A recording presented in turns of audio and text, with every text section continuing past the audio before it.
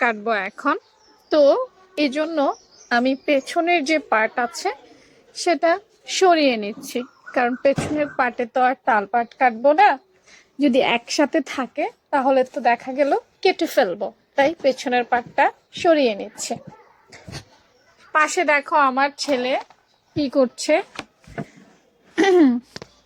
তো ওকে এভাবে রেখে আসলে আমার কাপড় কাটতে হয়, কিছুই করার নাই।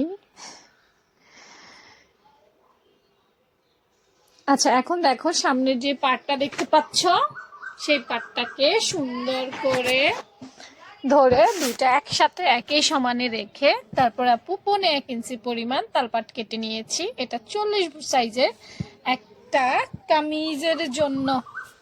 ব্যাস, তালপাট কাটিং হয়ে গেছে। আগে তালপাটগুলো কাগজে প্র্যাকটিস করতে হবে, তাহলে তোমাদের আর কাপড়ে ভুল হবে না।